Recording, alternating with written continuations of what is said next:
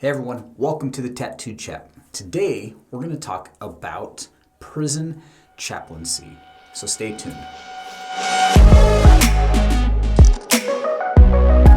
Today we're going to talk about prison ministry, and what I want to share with you today is my experience being a full-time Washington State Corrections chaplain. For about 2 years, I served as a full-time chaplain for Washington State Corrections, and I worked at Olympic Corrections Center out in Forks, Washington. What I want to do today is talk about some differences in prison chaplaincy and then what I did as a full-time chaplain, and also talk about what it takes to become a full-time prison chaplain. The first thing I'd like to talk about is the difference between being a jail chaplain or a prison chaplain. Both of them are corrections, but oftentimes those that serve as jail chaplains, the county jail or maybe the police station jail, who, depending on what kind of jurisdiction you're in, those are often volunteer positions, and you as an outside pastor or religious leader goes in and provides like Bible studies or service for those that are incarcerated in a jail. And people are typically in jail for shorter periods of time, so they're not in there for years typically. It's a volunteer position,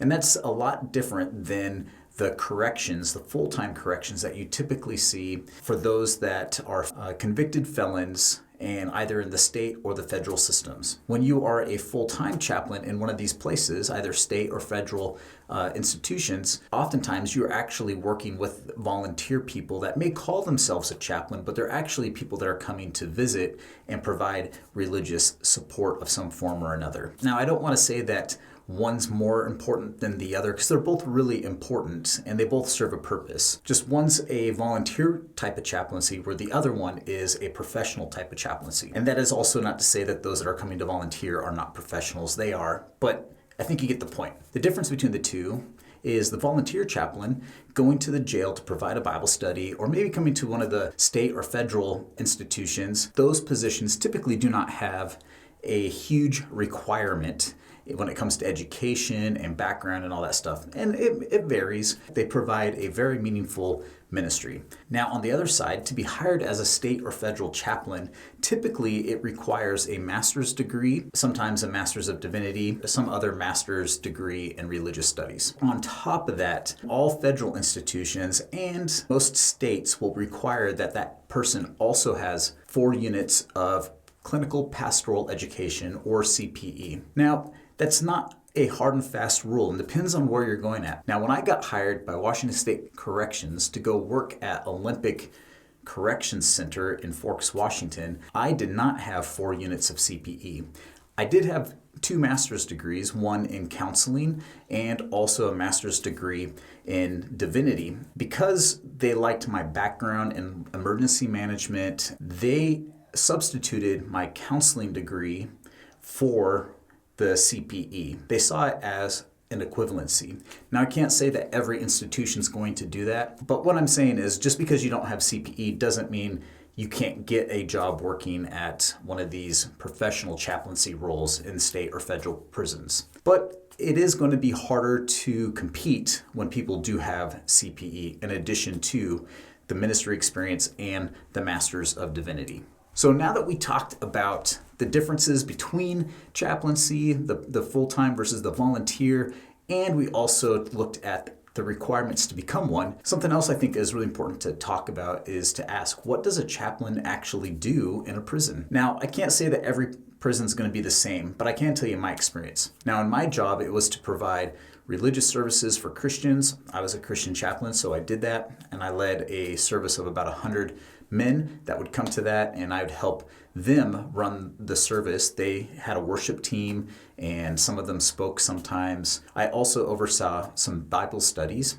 and I facilitated other faith traditions as kind of a religious coordinator, if you will. So like the Muslim group would have their Jumu'ah prayers, and I'd facilitate that. I'd have to be present because I was there to ensure that nothing inappropriate happened. I would also oversee like the Native American Sweat Lodge, and I would be present. But I wasn't the one that was leading those. We'd have the outside volunteers come in and lead those. And I would sit in on all these different religious services. And the role that I was doing was supervisory, if you will. And so I would do that. And I would also work with some different like social groups and programs, building into these people opportunities for when they get on the outside. And it was pretty cool getting to see them grow both relationally with God and with each other, and also in the community with some of the work that they did. That's a lot of what I did. Now, one of the things that was interesting that I did not know when I went into this is I had to go through corrections training, which is about a month-long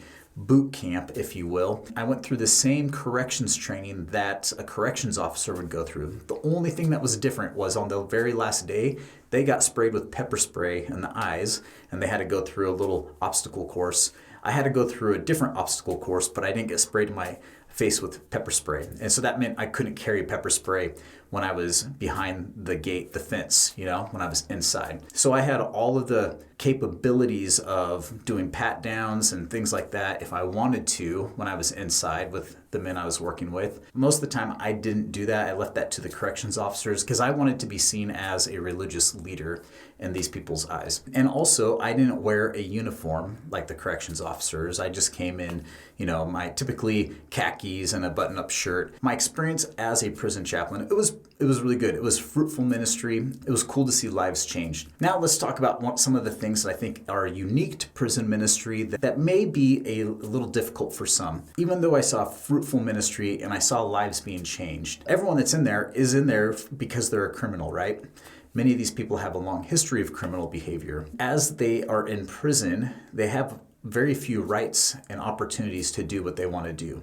And so they know the system, and oftentimes they will be manipulative to both you as the chaplain and corrections officers, trying to get just an edge, just get a little bit more freedom or opportunities to do something. So that's kind of hard because sometimes you're ministering to someone and you don't know, is this an authentic experience they're having? Is it true growth that's taking place in their life? Or are they just playing the long game and manipulating me? I think that's one of the challenges is you have to go in there with a heart that's a little bit guarded or suspicious, but still be loving and still portray God's love to them and patience and also redemptive hope in their lives. So it's a really weird balance. And one of the things I found really helpful was Washington State Corrections has this idea of how to interact with an inmate. And the idea, what they say is you have to be firm, fair, and consistent. Firm, you have a standard that you don't deviate from. Fair, you treat everybody the same way, right? If you're going to say yes to one person when they give you a special request, you have to be willing to say yes to the next guy and the next guy and the next guy. So you have to be firm, fair, and then consistent. You can't waffle, like 1 minute be firm and fair and the next minute not be consistent. And when you're firm, fair, and consistent, then the opportunity for manipulation, it won't really occur. Really leaning into that idea of firm, fair, and consistent in my behavior towards the inmates, and also loving them with Christ's love, and then just being in prayer was very helpful for me to have fruitful ministry and to see lives changed. It's not for everybody because you're dealing with some people that have killed people. Maybe they've done some kind of sexual assault, rape, abuse. Some people have done some pretty horrendous things. You have to have the mind and eyes of Christ and see someone that sin has a grip on their life, but there's still hope for them. And if you can't do that, if you can't look past the crime that they have committed and you get stuck on that, then maybe prison ministry isn't for you, because you have to love the person behind the crime, right? Just like Christ loves us behind our sin. If you can do that, then I think prison ministry, whether it's the volunteer type or the full-time professional chaplaincy, either of those can be a great opportunity to love people that oftentimes society has thrown away. And that's one of the things that I brought into the prison space. I treated these people and I loved these people, but with the expectation that this person someday is going to get out of prison and they may end up moving on to my neighborhood block. How can I, in prison today, and my interactions with them, help prepare them to be a good neighbor for me, my wife, and my kids later down the road. And I went into my ministry with that kind of mindset. And in doing so, your justice isn't retribution, right? And I think that's not the right idea as a prison chaplain, to have like this retribution or they're gonna pay their debt to society. We can leave that to other people, right? I go into the prison with a redemptive hope. Hopefully this talk here about prison ministry was beneficial to you, and maybe this will help you know whether or not being a prison chaplain is for you. May God bless you guys. Hit that like button, share it with someone that maybe is considering chaplaincy or prison chaplaincy, and leave a comment below. I'll talk to you all later. God bless, and bye.